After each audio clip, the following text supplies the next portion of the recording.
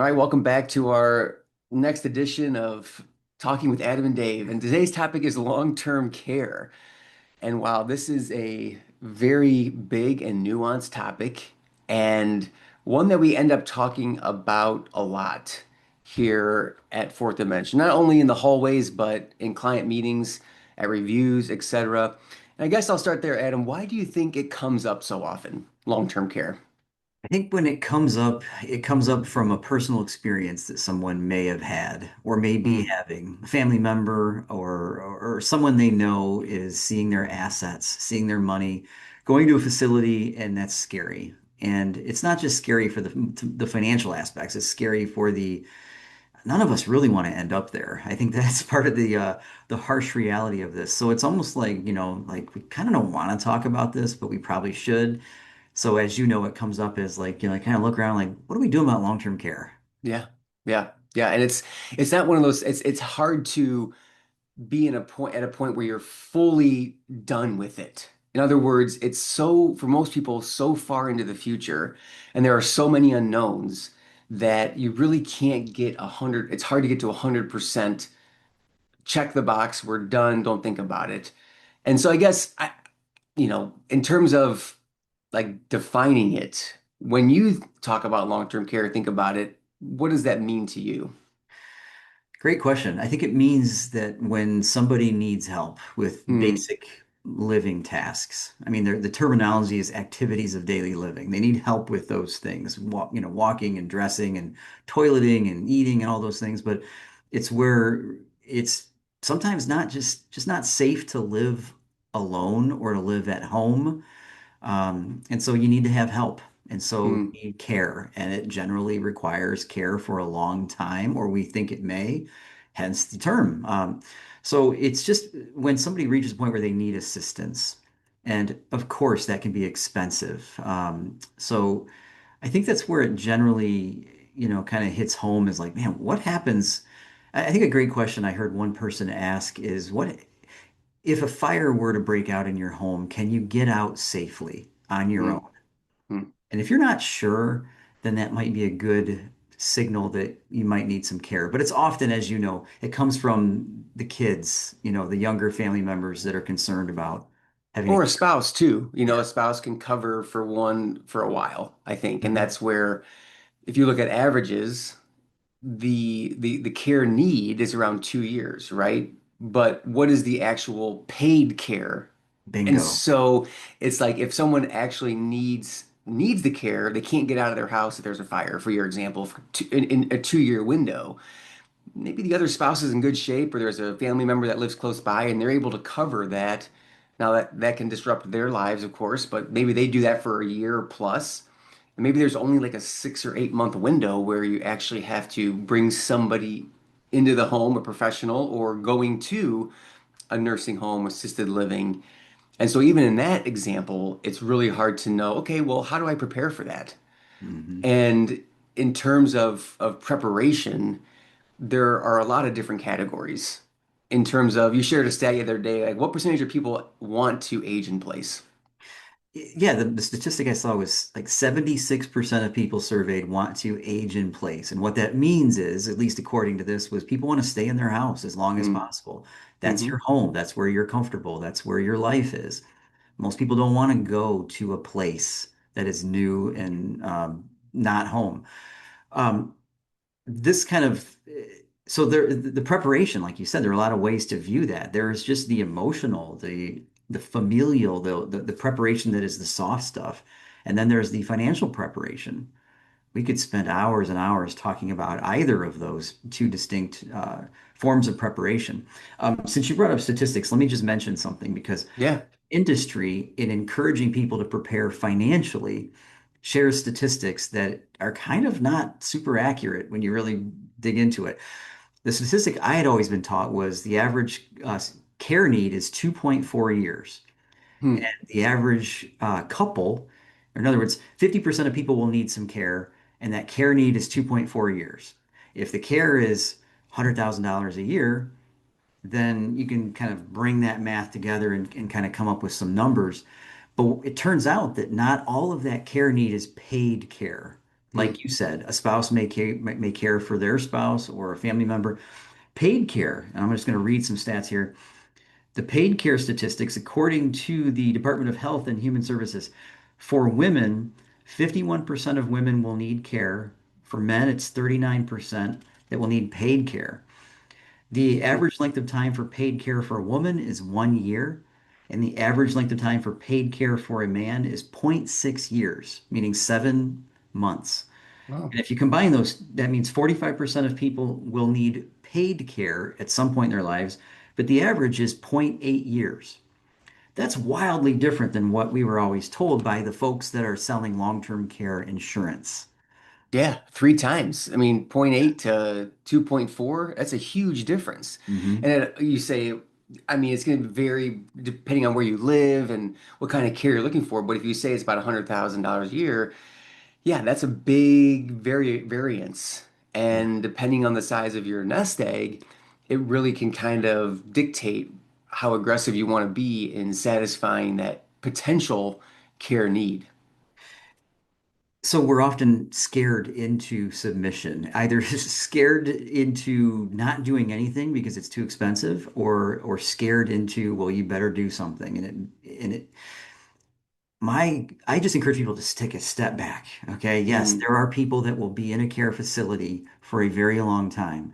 But that is a very small percentage. I'm looking at my notes here. So people that are in a facility for 5 years or more, 4% of the population. That's not mm, zero. In other words, that right. could happen to you or a family member. I'm not diminishing that. And it could mean that you're part of the normal society that just has a fairly short paid care need. And out of your savings, your income, your assets, you can take care of that. I think the key element here is like, how do you prepare for that in a planning sense? You've got the financial planning sense, and then there's do your people know what your wishes are? Right. They really know what you want to have happen. So we like to approach these things as a practitioner of financial tools. We can help you figure out, is it best to self-pay, buy traditional long-term care insurance, buy an asset-based long-term care solution that pairs long-term care with life insurance, or are the assets low enough that you might just plan to have Medicaid pay for your care once you spend down the assets per their formula? Figuring out how to plan for this, it just has to start with a conversation. It has to start with a question. And that's tough. I mean, emotionally, it's hard to think about end of life type of things, and especially sharing that with loved ones. You know, no one we come across this a lot with like just estate planning in general, talking about how your assets will be transferred after death. These are things that we find get on the to-do list and stay at the bottom for a Yeah. long time. They just Right. keep staying there. So we hope that those things are worth having hard conversations because then we can do a little bit better job with kind of beginning with the end in mind to say, all right, I want to be part of that group that stays ages in place. Okay, great. That means that we may need to be proactive in hiring a home assessor. There are licensed home assessment people that will say, what do we need to do to make sure you can age in place for the best? That might be adding grab bars in bathrooms. That might be widening doors for wheelchair accessibility. So those things you can do over time as you're preparing yourself, but certainly it's always best to plan ahead and have more time. You also can position assets accordingly. In other words, it's one thing to know what you'd like to do in terms of here's where I'd like to stay or where I'd like to be, close to family, etc. But it's also what assets are we going to use? What's the first line of defense? I think it might be helpful too to think about, we talk a lot about what's the catastrophic scenario. Mhm. So, if I may, catastrophic financially is one person is in good health and the spouse needs a nursing home type stay. Why is that catastrophic? Because you're paying for your home and you're paying for the home. Hmm. So that is a very expensive proposition. It doesn't have to be catastrophic. There are more and more facilities coming online that allow one spouse who can come and go and have a beautiful apartment while the other spouse has 24-hour access to care.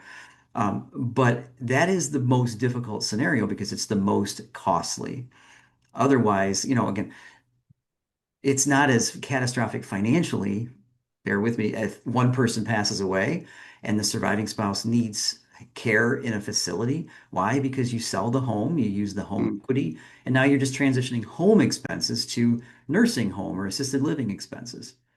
So we have to use our words carefully here. But again, none of these things are exciting topics to talk about. But we want to plan for the catastrophic, and most likely it won't be. And we can make sure that the financial plan, the retirement plan supports the wishes of both spouses.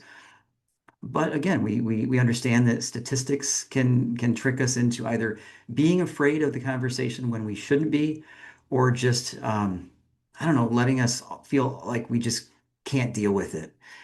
Either mhm. way, like to talk to your people, to get your plan in place, it just starts with a conversation.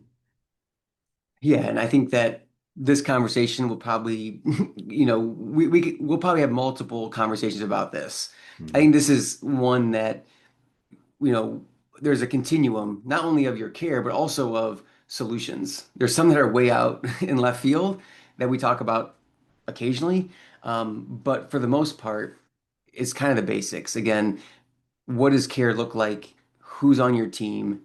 And trying to do your best to position yourself emotionally, financially, and also just physically in terms of your house where you're at currently. So we'll continue to kind of peel this onion back with long-term care, but we just wanted to hit on some of the high points, and we think that it's going to be an ever-changing topic. I mean, thinking about where long-term care was 20 years ago. Adam, when you were in the business talking about just buying traditional long-term care, that's Mhm. become a less and less popular proposition because the landscape has changed. People are living Right, longer. Care is continuing to go up. So what are the next 10 years? What are the next 20 years have in store for us? We don't know. But we know we can't just bury our head in the sand either. right. Again, talk about it. Talk about it with your team. If you don't have a team, get a team. Just have the conversation. And from there, it's manageable. You can plan a lot of these things so that your needs are met. Plan the ideal, prepare for, a left turn, a zig, a zag, because like you said, things will change. But it's just got to start with the conversation. So Yep. hopefully this is helpful to people to just kind of plant the seeds and to get them thinking, gosh, have I really given this the time that it deserves? And from there, then we can help people plan if they're open to that conversation. Yeah. That's a great place to stop. I think my last thought, I guess, is it'd Mhm. be nice to have a nice, a tidy, we finish this and we can just put it on the shelf and be done with it. But that's not what this is. This is something that will continue to come up as um, people get older, as their situations change, and it's just a dynamic topic. And we look forward to talking about it more next time. Awesome. Thanks, Dave. Thank you.